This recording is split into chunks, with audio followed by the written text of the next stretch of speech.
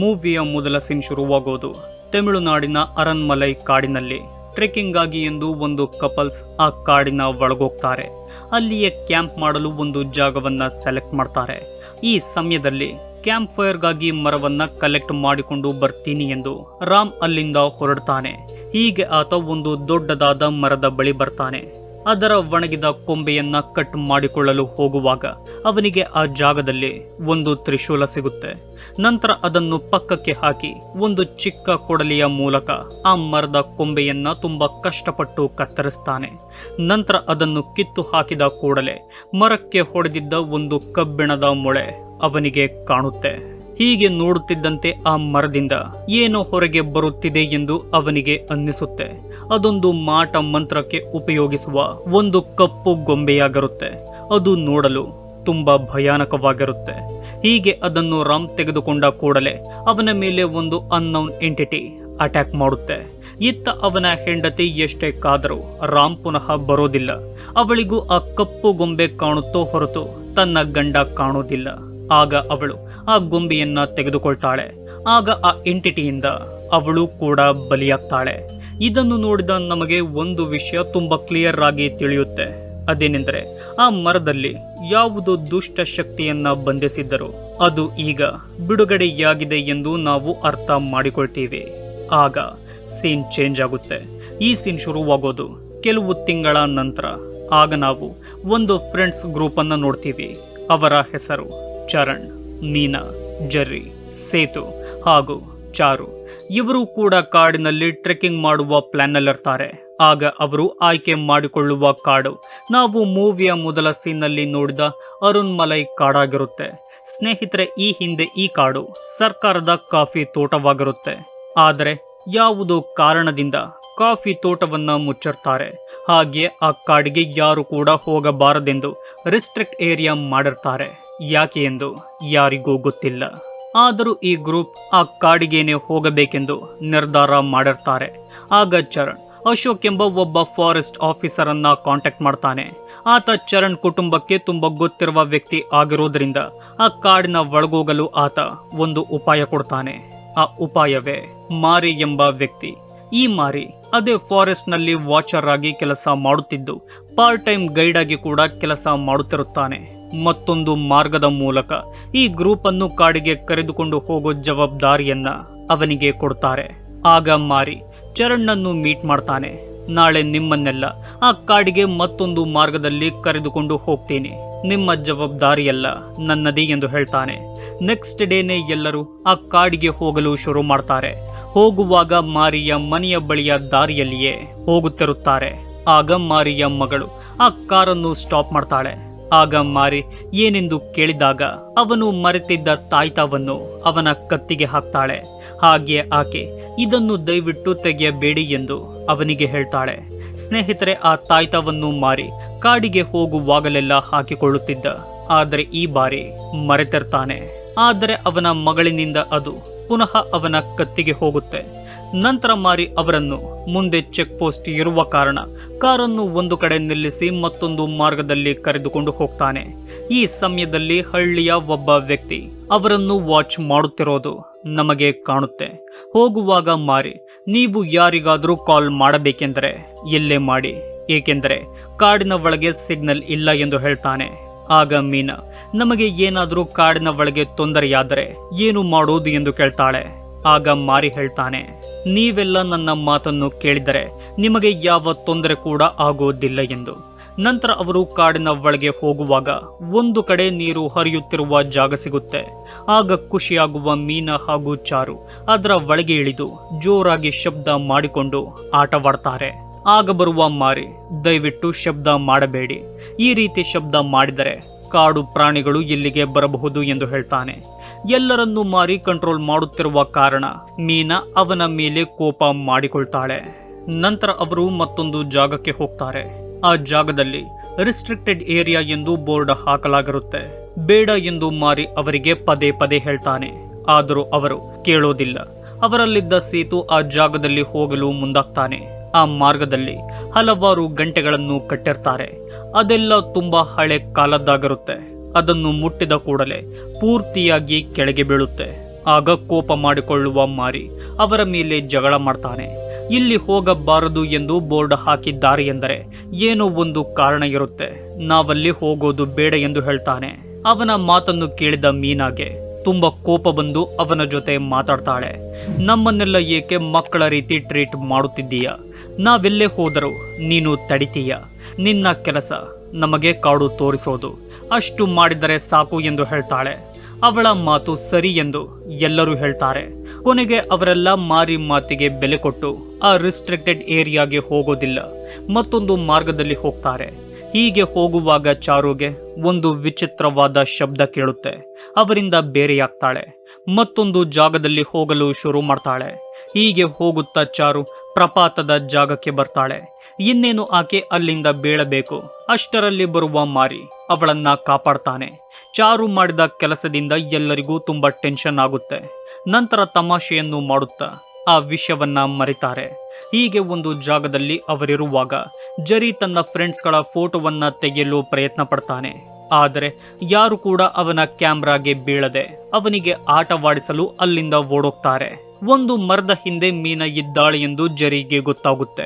ಆಗ ಆತ, ನೀನಲ್ಲಿರೋದು ನನಗೆ ಗೊತ್ತು, ನೀನು ನಿಧಾನವಾಗಿ ಆ ಮರದಿಂದ ಹೊರಬಂದರೆ ಒಂದು ಒಳ್ಳೆಯ ಫೋಟೋ ಸಿಗುತ್ತೆ ಎಂದು ಹೇಳ್ತಾನೆ. ಹೀಗೆ ಹೇಳಿದ ಕೂಡಲೇ ಅದೇ ಮರದಿಂದ ಒಬ್ಬಳು ಭಯಾನಕವಾದ ವೆಡ್ಜ್ ಹೊರಗೆ ಬರ್ತಾಳೆ. ಅವಳನ್ನ ಕ್ಯಾಮ್ರಾದಲ್ಲಿ ನೋಡಿದ ಜರಿಗೆ ತುಂಬಾ ಭಯವಾಗುತ್ತೆ. ಅದೇ ಸಮಯದಲ್ಲಿ ಅವನ ಕಾಲನ್ನು ಹಿಡಿದು ಯಾರೋ ಎಳಿತಾರೆ. ಅದರಿಂದ ಜರಿ ಕೆಳಗೆ ಬಿದ್ದ ಕೂಡಲೇ ಅಲ್ಲಿಗೆ ಬರುವ ಅವನ ಫ್ರೆಂಡ್ಸ್ ಜೋರಾಗಿ ನಗಲು ಶುರು ಮಾಡ್ತಾರೆ. ಆಗ ಜರಿ ತುಂಬಾ ಸೀರಿಯಸ್ ಆಗ್ತಾನೆ. ಕಾಲಿನಲ್ಲಿದ್ದ ತುಂಬಾ ವಿಚಿತ್ರವಾದ ಫಿಂಗರ್ ಪ್ರಿಂಟ್ಸ್ ಅನ್ನ ಅವರಿಗೆಲ್ಲ ತೋರಿಸ್ತಾನೆ. ಆಗ ಆತ, ನಾನು ಈ ಕಾಡಿನಲ್ಲಿರಲ್ಲ, ನಾನಿಲ್ಲಿಂದ ಹೋಗ್ತೀನಿ ಎಂದು ಮಾತಾಡಲು ಶುರು ಮಾಡ್ತಾನೆ. ಅವನ ಮಾತನ್ನ ಸೇತು ಹಾಗೂ ಚಾರು ತುಂಬಾ ಕಾಮಿಡಿಯಾಗಿ ತಗೋತಾರೆ. ಆಗ ಸೇತು ಜರಿಗೆ ಹೇಡಿ ಎಂದು ರೇಗಿಸ್ತಾನೆ. ಚಾರು ಕೂಡ ಅವನಿಗೆ ಸಪೋರ್ಟ್ ಮಾಡುವ ರೀತಿ ಮಾತಾಡ್ತಾಳೆ. ಅದರಿಂದ ತುಂಬಾ ಕೋಪ ಮಾಡಿಕೊಳ್ಳುವ ಜರಿ ಅವರಿಬ್ಬರಿಗೂ ಒಂದು ಚಾಲೆಂಜ್ ಕೊಡ್ತಾನೆ. ನಿಮ್ಮಿಬ್ಬರಿಗೂ ನಿಜವಾಗಿಯೂ ಧೈರ್ಯ ಯಾರು ಹೋಗಬಾರದೆಂದು ಬೋರ್ಡ್ ಹಾಕಿರುವ ಆ ಮಾರ್ಗದಲ್ಲಿ ಹೋಗಿ ದೂರದ ಒಂದು ಯಾವುದಾದ್ರೂ ಜಾಗದಲ್ಲಿ ಈ ಸ್ಕಾರ್ಫ್ ಅನ್ನ ಕಟ್ಟಿ ಹಾಕಿ ಬನ್ನಿ ಎಂದು ಹೇಳ್ತಾನೆ. ಆ ಚಾಲೆಂಜ್ ಅನ್ನ ತೆಗೆದುಕೊಳ್ಳುವ ಅವರು ಸರಿ ಎಂದು ಹೇಳ್ತಾರೆ. ಮಾರಿ ಬೇಡ ಎಂದು ಎಷ್ಟೇ ಹೇಳಿದರೂ ಅವನ ಮಾತನ್ನು ಅವರು ಕೇಳೋದೇ ಇಲ್ಲ. ಆಗ ನಮಗೆ ಮಾರಿಯ ಮುಖದಲ್ಲಿ ಅತಿಯಾದ ಭಯ ಕಾಣುತ್ತೆ. ಈ ಕಾಡಿನಲ್ಲಿ ಏನೋ ಇರೋದು ಅವನಿಗೆ ಗೊತ್ತಿರುತ್ತೆ. ನಂತರ ಅವರಿಬ್ಬರು ಆ ಮಾರ್ಗದಲ್ಲಿ ಹೋಗ್ತಾರೆ. ದಾರಿ ಮಿಸ್ ಆಗಬಾರದೆಂದು ರಿಬ್ಬನ್ ಅನ್ನು ಅಲ್ಲಿನ ಮರಕ್ಕೆ ಕಟ್ಟುತ್ತಾ ಹೋಗ್ತಾರೆ. ಹೀಗೆ ಸ್ವಲ್ಪ ದೂರ ಹೋದ ಅವರಿಗೆ ಒಂದು ಜಾಗದಲ್ಲಿ ತುಂಬಾ ಹಳೆಯದಾದ ಮನೆ ಕಾಣುತ್ತೆ. ನಮಗೆ ತುಂಬಾ ಧೈರ್ಯ ಇದೆ ಎಂದು ತೋರಿಸಿಕೊಳ್ಳುತ್ತಿದ್ದ ಆ ಇಬ್ಬರು ಕೂಡ ಆ ಮನೆಯ ಒಳಗೋಗ್ತಾರೆ. ಅದೇ ಮನೆಯಲ್ಲಿ ಮೂವಿಯ ಮೊದಲ ಸೀನಲ್ಲಿ ನೋಡಿದ ಆ ಶಾಪಗ್ರಸ್ತ ಗೊಂಬೆ ಕಾಣುತ್ತೆ. ಸೇತು ಮನೆಯ ಬೇಸ್ಮೆಂಟ್ ಅನ್ನ ನೋಡಲು ಹೋಗ್ತಾನೆ. ಈ ಸಮಯದಲ್ಲಿ ಚಾರು ಆ ಗೊಂಬೆಯ ಜೊತೆ ಸೆಲ್ಫಿ ತೆಗೆದುಕೊಳ್ಳಲು ಮುಂದಾಗ್ತಾಳೆ. ಆಗ ಅವಳ ಹಿಂದೆ ವಯಸ್ಸಾದ ವಿಚ್ ಕಾಣ್ತಾಳೆ, ಅಂದರೆ ಮಾಟಗಾತಿ. ಅವಳನ್ನು ನೋಡಿದ ಚಾರುಗೆ ಅತಿಯಾದ ಭಯವಾಗುತ್ತೆ. ಪುನಃ ನೋಡಿದರೆ ಆಕೆ ಕಾಣುವುದಿಲ್ಲ. ಕಿಟಕಿಯ ಮೂಲಕ ಹೊರಗೆ ನೋಡ್ತಾಳೆ. ಹೊರಗಡೆ ಕೂಡ ಅದೇ ಭಯಾನಕವಾದ ಹೆಂಗಸು ನಿಂತಿರ್ತಾಳೆ. ಅವಳನ್ನು ನೋಡಿದ ಚಾರುಗೆ ಅತಿಯಾದ ಭಯವಾಗುತ್ತೆ. ಅವಳ ಒಳಗಿದ್ದ ಧೈರ್ಯವೆಲ್ಲ ಹೊರಟೋಗಿ ನಡುಗಲು ಶುರು ಮಾಡ್ತಾಳೆ. ನಂತರ ಬಂದ ಸೇತುಗೆ ಈ ಮನೆಯಲ್ಲಿ ವಿಚ್ ಇದ್ದಾಳೆ ಎಂದು ಪದೇ ಪದೇ ಹೇಳಲು ಶುರು ಮಾಡ್ತಾಳೆ. ಆದರೆ ಸೇತುಗೆ ಯಾರು ಕೂಡ ಕಾಣುವುದಿಲ್ಲ. ಇತ್ತ ಮಾರಿ ಹಾಗೂ ಚರಣ್ಗೆ ಅವರಿಬ್ಬರ ಬಗ್ಗೆ ಚಿಂತೆ ಶುರುವಾಗಿ ಹುಡುಕಿಕೊಂಡು ಬರಲು ಹೋಗ್ತಾರೆ. ಹೋದರೆ ಒಂದು ಜಾಗದಲ್ಲಿ ಚಾರು ಇರ್ತಾಳೆ. ಅವಳ ಸ್ಥಿತಿಯನ್ನು ನೋಡಿದ ಅವರಿಗೆ ತುಂಬಾ ಭಯವಾಗಿ ಅವಳನ್ನು ಎದ್ದೇಳಿಸಲು ಪ್ರಯತ್ನ ಪಡ್ತಾರೆ.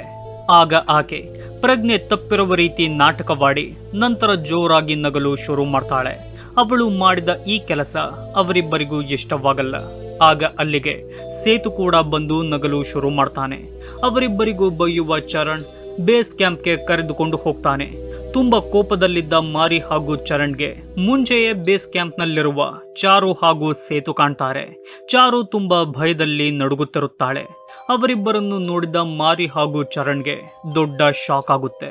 ಇವರಿಬ್ಬರು ಎಲ್ಲಿದ್ದಾರೆ ಎಂದರೆ ನಾವು ಕರೆದುಕೊಂಡು ಬರುತ್ತಿರೋದು ಯಾರನ್ನು ಎಂದು ಹಿಂದೆ ತಿರುಗಿ ನೋಡ್ತಾರೆ. ಆಗ ಮರದ ಹಿಂದೆ ಇದ್ದ ಚಾರು ಒಬ್ಬಳು ವಿಚ್ ಆಗಿ ಬದಲಾಗಿದ್ದು ಅವರಿಗೆ ಕಾಣುತ್ತೆ. ಅದರಿಂದ ಅವರಿಬ್ಬರಿಗೂ ತುಂಬಾ ಭಯವಾಗುತ್ತೆ. ಎಲ್ಲಿರುವ ನೆಗೆಟಿವ್ ಎಂಟಿಟಿ ನಮಗೆ ಭಯವನ್ನ ಹುಟ್ಟಿಸಿ ಆಟವಾಡುತ್ತಿದೆ ಎಂದು ಅವರಿಗೆ ಅರ್ಥವಾಗುತ್ತೆ. ಇದೆಲ್ಲವನ್ನ ನೋಡುತ್ತಿದ್ದ ಮಾರಿ ಇದು ಅವಳದೇ ಕೆಲಸ ಎಂದು ಹೇಳ್ತಾನೆ. ಆಗ ಅವರೆಲ್ಲ ಯಾರು ಎಂದಾಗ ಆಗ ಮಾರಿ ಪೇಚಿಯ ಕತೆ ಹೇಳಲು ಶುರು ಮಾಡ್ತಾನೆ. ಹಲವಾರು ವರ್ಷದ ಹಿಂದೆ ನಮ್ಮ ಹಳ್ಳಿಯಲ್ಲಿ ಒಬ್ಬಳು ಮಹಿಳೆ ಇದ್ದಳು. ಅವಳಿಗೆ ಮಾಟ ಮಂತ್ರ ಎಂದರೆ ತುಂಬಾ ಇಷ್ಟವಿತ್ತು. ಅದನ್ನು ಕಲಿಯುವ ಆಸಕ್ತಿ ಕೂಡ ತುಂಬಾ ಹೆಚ್ಚಿತ್ತು. ಆಗ ಆಕೆ ನಮ್ಮ ಹಳ್ಳಿಯನ್ನ ಬಿಟ್ಟು ಮಾಟ ಮಂತ್ರವನ್ನ ಕಲಿಯಲು ಕೇರಳಗೆ ಹೋದಳು. ಅಲ್ಲಿನ ಒಂದು ಕಲ್ಟ್ನಲ್ಲಿ ಸೇರಿಕೊಂಡು ತುಂಬಾ ಅಪಾಯಕಾರಿಯಾದ ಮಾಟ ಮಂತ್ರವನ್ನ ಕಲಿತಳು. ನಂತರ ಅದರ ಪ್ರಯೋಗ ಮಾಡಲು ನಮ್ಮ ಹಳ್ಳಿಗೆ ಪುನಃ ಬಂದಳು. ಇದೇ ಕಾಡಿನಲ್ಲಿ ಆ ಪ್ರಯೋಗಗಳೆಲ್ಲ ನಡೆಯುತ್ತಿತ್ತು. ಅವಳ ಸಹಾಯಕ್ಕೆ ಅನುಯಾಯಿಗಳಿದ್ದರು, ಅಂದರೆ ಅವಳ ಫಾಲೋವರ್ಸ್. ದಿನಗಳು ಕಳೆದಂತೆ ನಮ್ಮ ಹಳ್ಳಿಯಿಂದ ಅನೇಕ ಜನರು ಸಾಯಲು ಶುರು ಮಾಡಿದರು. ಲೆಕ್ಕವಿಲ್ಲದಷ್ಟು ಜನರು ಕಣ್ಮರೆಯಾದರು. ತುಂಬಾ ಬೇಗನೆ ನಮ್ಮ ಜನರಿಗೆಲ್ಲ ಗೊತ್ತಾಯಿತು ಈ ಕೆಲಸವೆಲ್ಲ ಪೇಚಿಯದೇ ಎಂದು. ಆಗ ಅವಳನ್ನ ತಡೆಯಲು ಊರ ಜನರು ಮುಂದಾದರು.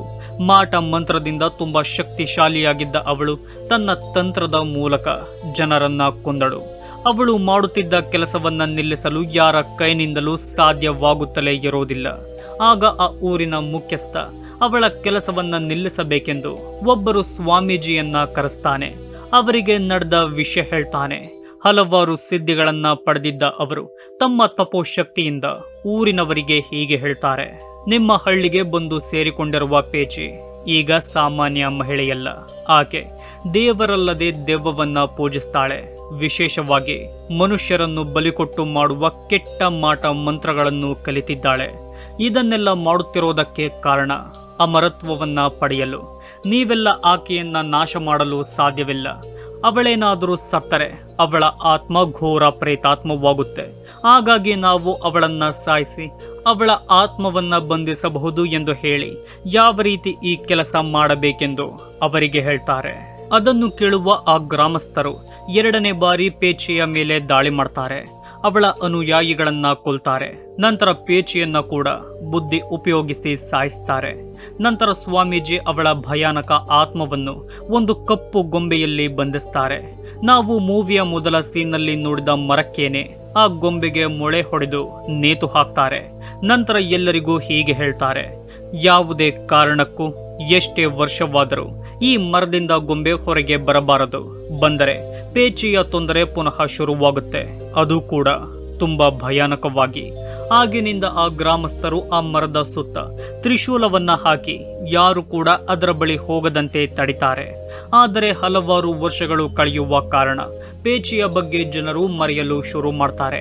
ಅವಳ ಬಗ್ಗೆ ತಲೆ ಕೆಡಿಸಿಕೊಳ್ಳುವುದನ್ನು ಕೂಡ ನಿಲ್ಲಿಸ್ತಾರೆ. ಮೂವಿಯ ಮೊದಲ ಸೀನ್ನಲ್ಲಿ ರಾಮ್ ಮಾಡಿದ ಕೆಲಸದಿಂದಲೇ ಪೇಚಿಯ ಆತ್ಮ ಬಂಧನದಿಂದ ಮುಕ್ತಿ ಹೊಂದಿರೋದು. ಪೇಚಿಯ ಕಥೆಯನ್ನ ಮಾರಿ ಎಲ್ಲರಿಗೂ ಹೇಳಿದ ಕೂಡಲೇ ಅವನ ಮಾತನ್ನು ಎಲ್ಲರೂ ನಂಬ್ತಾರೆ. ಈ ಕಾಡಲ್ಲಿ ಇರೋದು ಬೇಡ ಎಂದು ಅಲ್ಲಿಂದ ಹೋಗಲು ಮುಂದಾಗ್ತಾರೆ. ಎಲ್ಲ ಐಟಂಗಳನ್ನ ಪ್ಯಾಕ್ ಮಾಡಿಕೊಳ್ತಾರೆ.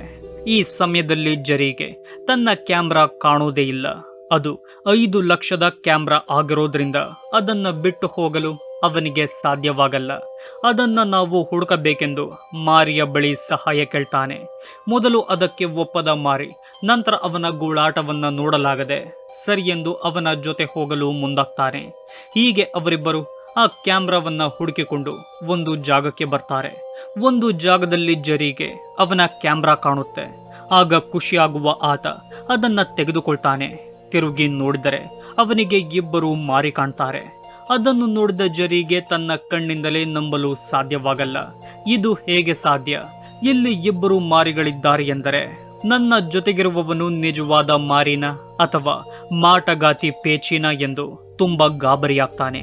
ಆಗ ಆತ ಮಾರಿಯನ್ನ ತಳ್ಳಿ ಅಲ್ಲಿಂದ ಓಡೋಗ್ತಾನೆ. ಹೀಗೆ ಹೋದ ಜರಿಯನ್ನು ಪೇಚಿ ತನ್ನ ಮನೆಯ ಒಳಗೆ ಬರುವ ಹಾಗೆ ಮಾಡುತ್ತೆ. ಅದೇ ಮನೆಯಲ್ಲಿ ಅವನ ಮೇಲೆ ಪೇಚಿ ಅಟ್ಯಾಕ್ ಮಾಡುತ್ತೆ.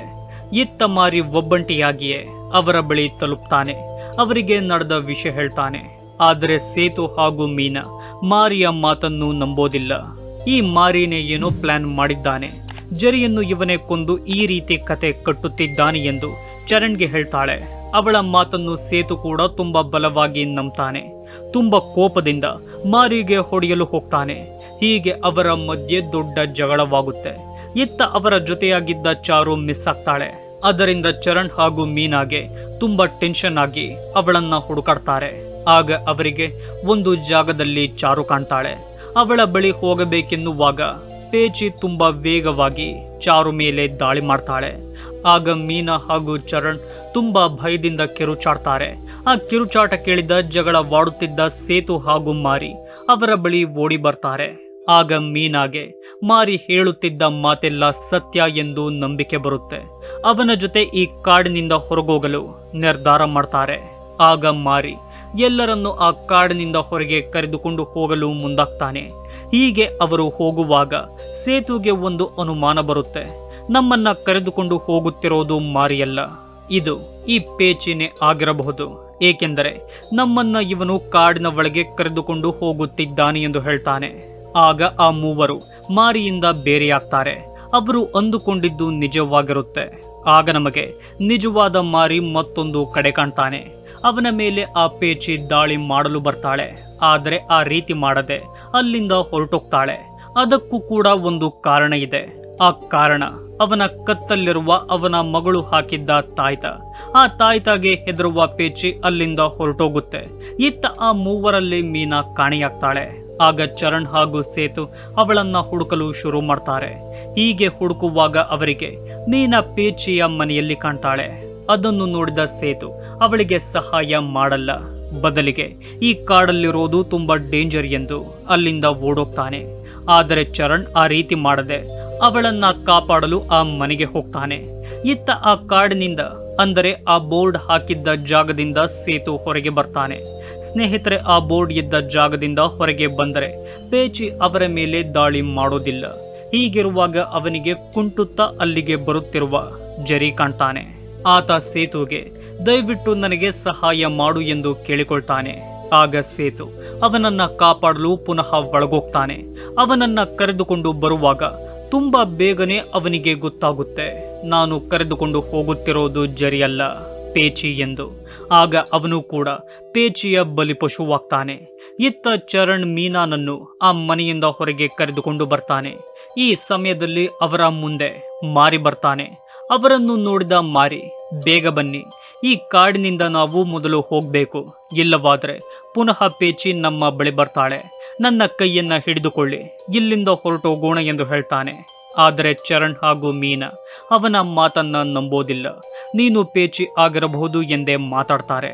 ಅವರನ್ನ ನಂಬಿಸಲು ಮಾರಿ ತುಂಬಾ ಪ್ರಯತ್ನ ಪಡ್ತಾನೆ. ತಾನು ಹಾಕಿಕೊಂಡಿದ್ದ ತಾಯ್ತಾವನ್ನ ತೋರಿಸಿ ಹೀಗೆ ಹೇಳ್ತಾನೆ, ಇದು ಸುಮಾರು ವರ್ಷಗಳ ಹಿಂದೆ ನನ್ನ ಮುತ್ತಜ್ಜನಿಗೆ ಒಬ್ಬರು ಸ್ವಾಮೀಜಿ ಮಾಡಿಕೊಟ್ಟಿದ್ದ ತಾಯ್ತ. ಪೇಚಿಯನ್ನ ಕೊಂದು ಅವಳ ಆತ್ಮವನ್ನ ಬಂಧಿಸುವ ಕೆಲಸ ಮಾಡಿಸಿದ್ದು ನನ್ನ ಮುತ್ತಜ್ಜ. ಪೇಚಿಗೆ ನಮ್ಮ ಕುಟುಂಬದ ಮೇಲೆ ತುಂಬಾ ದ್ವೇಷವಿರುವ ಕಾರಣ ಈ ತಾಯ್ತವನ್ನ ನಮಗೆ ಮಾಡಿಕೊಟ್ಟಿದ್ದರು.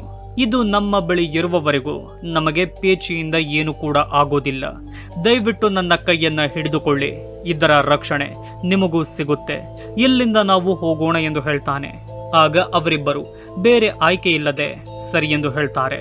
ಅವನ ಕೈ ಹಿಡಿದು ಅಲ್ಲಿಂದ ಹೋಗಲು ಮುಂದಾಗ್ತಾರೆ. ಹೀಗೆ ಓಡಿದ ಅವರು ಆ ಬೋರ್ಡ್ ಇದ್ದ ಜಾಗಕ್ಕೆ ಬರ್ತಾರೆ. ಚರಣ್ ಹಾಗೂ ಮಾರಿ ಇಬ್ಬರು ಕೂಡ ಅಲ್ಲಿಂದ ಹೊರಗೆ ಬರ್ತಾರೆ. ಆದರೆ ಮೀನಾ ಅಲ್ಲಿಯೇ ಬಿದ್ದೋಗ್ತಾಳೆ.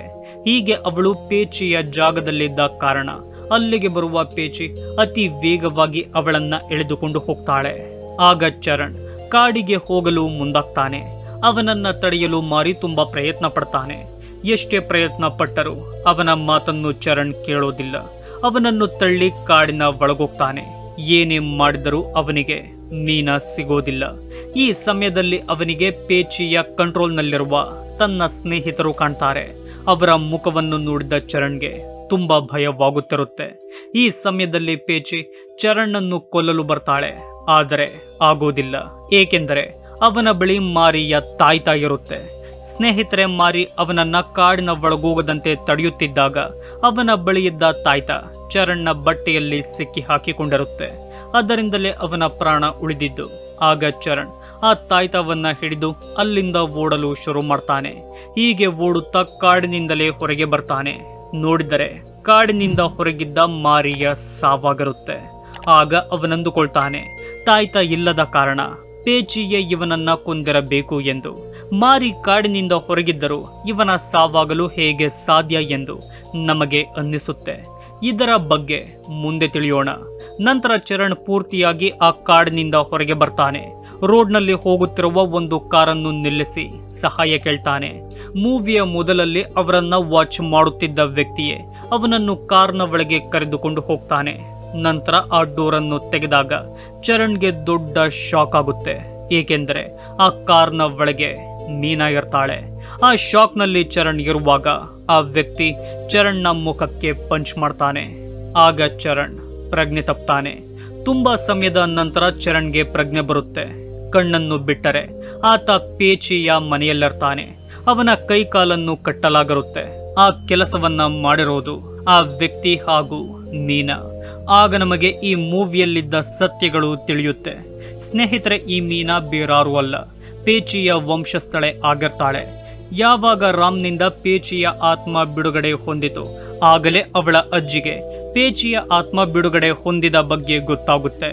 ಆಗ ಮೀನಾಳನ್ನು ಕರೆಯುವ ಆಕೆ, ಪೇಚಿಗೆ ನಿನ್ನ ಸಹಾಯದ ಅಗತ್ಯ ಇದೆ. ಅವಳ ಆತ್ಮ ಇನ್ನೂ ಕೆಲವು ಶಕ್ತಿಗಳನ್ನ ಸಂಪಾದಿಸಬೇಕು. ನೀನೇ ಅವಳಿಗೆ ಬಲಿಗಾಗಿ ಜನರನ್ನ ಕಳಿಸಬೇಕು ಎಂದು ಹೇಳ್ತಾಳೆ. ಅದಕ್ಕೆ ಮೀನಾ ಸರಿ ಎಂದು ಹೇಳ್ತಾಳೆ. ಅವಳ ಸಂಬಂಧಿಕನಾಗಿದ್ದ ಆ ವ್ಯಕ್ತಿ ಕೂಡ ಮೀನಾಗೆ ಸಹಾಯ ಮಾಡಲು ನಿರ್ಧಾರ ಮಾಡ್ತಾನೆ. ಇವರೆಲ್ಲ ಪೇಚಿಯ ವಂಶಸ್ಥರೆ. ಆಗ ಮೀನಾ ಮೊದಲ ಬಾರಿಗೆ ಚರಣ್ಣನ್ನು ಒಂದು ಜಾಗದಲ್ಲಿ ಭೇಟಿಯಾಗ್ತಾಳೆ. ಅವನ ಜೊತೆ ಸ್ನೇಹ ಬೆಳೆಯುತ್ತೆ. ಅವನ ಮೂಲಕ ಮಿಕ್ಕವರನ್ನು ಕೂಡ ಪರಿಚಯ ಮಾಡಿಕೊಳ್ತಾಳೆ. ಟ್ರೆಕ್ಕಿಂಗ್ ಹೋಗುವ ಪ್ಲಾನ್ ಅನ್ನು ಕೂಡ ಈ ಮೀನಾನೇ ಹೇಳೋದು. ಅದಕ್ಕಾಗಿ ಅವರು ಈ ಕಾಡಿಗೆ ಬರೋದು. ಕಾಡಿನಿಂದ ಹೊರಗೆ ಬಂದಿದ್ದ ಮಾರಿಯನ್ನು ಈ ಮೀನಾನೇ ಚಾಕುವಿನಿಂದ ಸಾಯಿಸಿರ್ತಾಳೆ. ಈ ಸತ್ಯವೆಲ್ಲ ನಮಗೆ ಗೊತ್ತಾದ ಕೂಡಲೇ ಮೀನಾ ಮತ್ತು ಆ ವ್ಯಕ್ತಿ ಚರಣ್ಣನ್ನು ಅದೇ ಮನೆಯಲ್ಲಿಯೇ ಕಟ್ಟಿ ಹಾಕಿ ಹೊರಟೋಗ್ತಾರೆ. ಆಗ ಅವನ ಎದುರಿಗೆ ಪೇಚಿ ಬರುತ್ತೆ. ಅವನ ಕಿರುಚಾಟದೊಂದಿಗೆ ಈ ಮೂವಿಯನ್ನ ಎಂಡ್ ಮಾಡಲಾಗಿದೆ. ನಂತರ ಈ ಮೂವಿಯ ಕ್ರೆಡಿಟ್ ಸೀನ್ನಲ್ಲಿ ಕಾಣಿಯಾದ ಈ ಗುಂಪನ್ನ ಹುಡುಕಿಕೊಂಡು ಮತ್ತೊಂದು ಗುಂಪು ಈ ಕಾಡಿಗೆ ಬರುತ್ತಿರುವುದನ್ನು ನೋಡ್ತೀವಿ. ಅಂದರೆ ಅವರು ಕೂಡ ಪೇಚಿಗೆ ಬಲಿಯಾಗ್ತಾರೆ ಎಂದು ನಮಗೆ ಅನ್ನಿಸುತ್ತೆ. ಸ್ನೇಹಿತರೆ, ಈ ನನ್ನ ಎಕ್ಸ್ಪ್ಲೇನ್ ನಿಮಗೆ ಇಷ್ಟವಾಗಿದೆ ಎಂದುಕೊಳ್ತೀನಿ. ಇಷ್ಟವಾಗಿದ್ದರೆ ಈ ವಿಡಿಯೋಗೆ ಲೈಕ್, ಶೇರ್, ಕಮೆಂಟ್ ಮಾಡಿ. ಇದೇ ರೀತಿಯ ವಿಡಿಯೋಗಳಿಗಾಗಿ ನಮ್ಮ ಚಾನಲ್ ಅನ್ನು ಸಬ್ಸ್ಕ್ರೈಬ್ ಮಾಡಿಕೊಳ್ಳಿ. ವಿಡಿಯೋ ನೋಡಿದ್ದಕ್ಕೆ ಧನ್ಯವಾದಗಳು.